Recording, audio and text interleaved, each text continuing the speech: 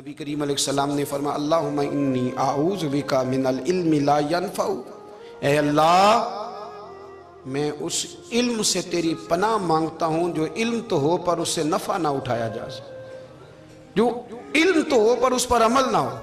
दाता साहब रहमतुल्लाह अलैह फरमाते हैं इल्म हमेशा इसलिए सीखना कि अल्लाह तबारक व तआला तुम्हें उसका नफ़ा अता करे।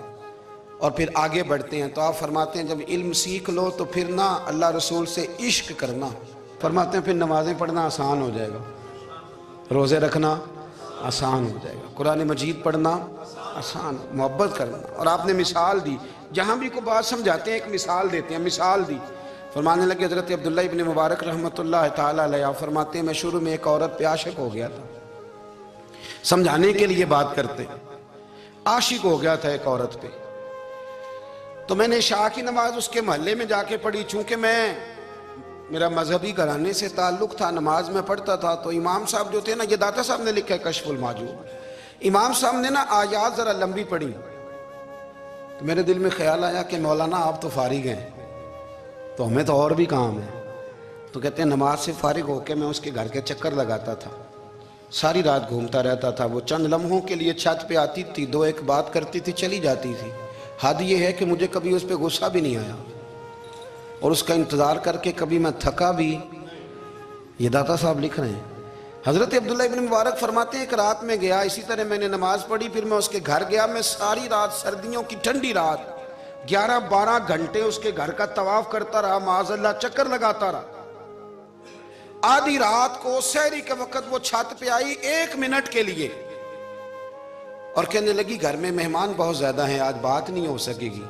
हज़रत अब्दुल्ला इब्न मुबारक फरमाते हैं कि मैं जब वापस लौटा तो ना मुझे उस पर गुस्सा था, ना मुझे थकावट थी, बल्कि मेरे दिल के अंदर उसके लिए मोहब्बत बढ़ रही थी। मैं कह रहा था कितनी अच्छी है बेचारी, इतने राश में भी और इतनी मजबूरी में भी 1 मिनट के लिए छत पे आई है, फिर भी मुझे उससे प्यार बढ़ रहा था।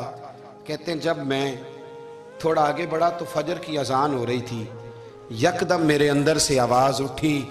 मैंने कहा अब्दुल्ला अगर तू एक औरत के लिए सारी रात खड़ा रहता है, ना थकावट होती है, ना गुस्सा आता है, बल्कि प्यार बढ़ता है, अगर औरत के लिए बंदा खड़ा रह सकता है तो रब रसूल के लिए भी खड़ा रह सकता है। फिर तरावी पढ़ना कोई इतना मुश्किल काम नहीं है, फिर तहज्जुद के लिए उठना कोई मुश्किल काम नहीं है। शर्त यह है कि प्यार हो जाए।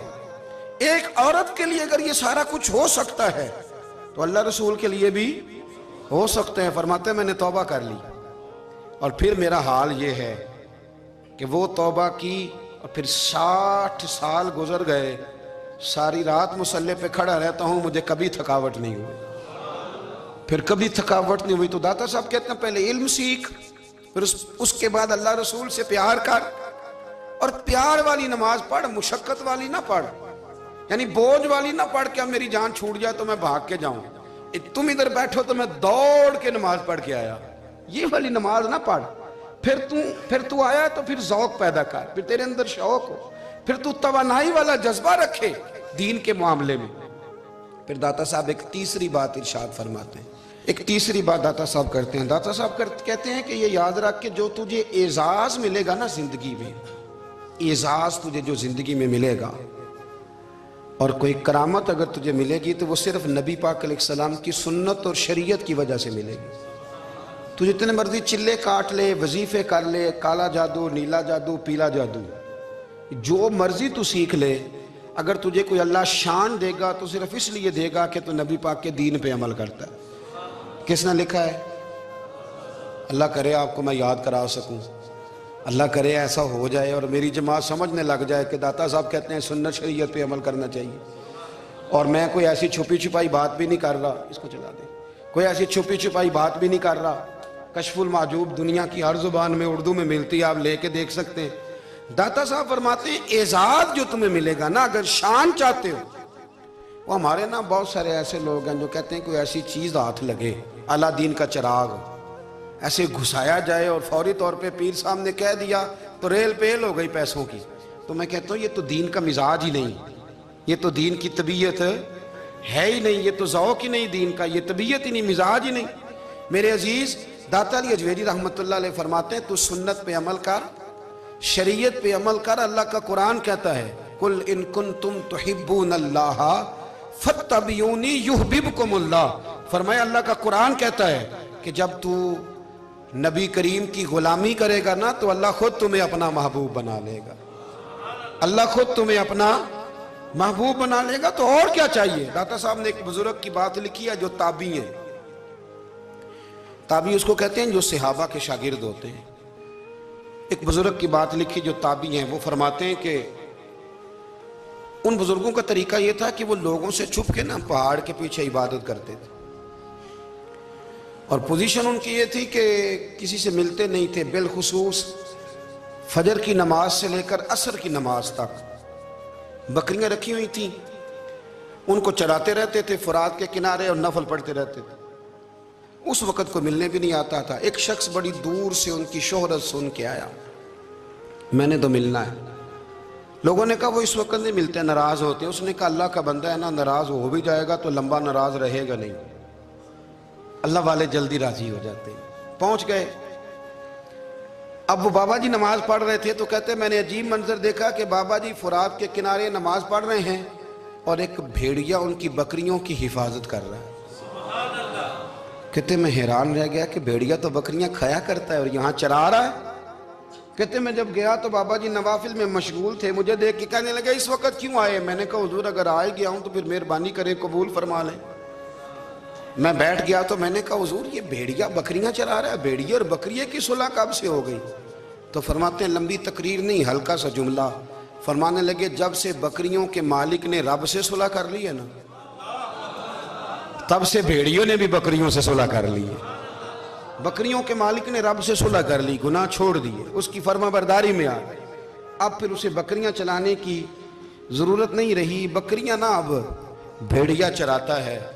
कहते हैं मेरे ऊपर कपकपी तारी हो गई बुजुर्गों की बात सुन के, और मुझे प्यास लगी और ख्वाहिश आई कि पता नहीं अब बाबा जी कुछ खिलाएं पिलाएंगे भी कि नहीं, बाबा जी कुछ खिलाएंगे भी कि नहीं।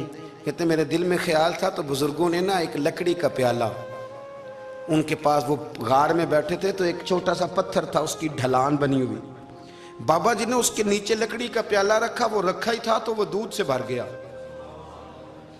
कहते उन्होंने मुझे दिया तो ठंडा और मीठा दूध, मेरी तबीयत खुश हो गई। बाबा जी ने ना दोबारा वही प्याला उसी जगह रखा तो शहद से भर गया। 1000 साल पहले दाता साहब लिख रहे हैं।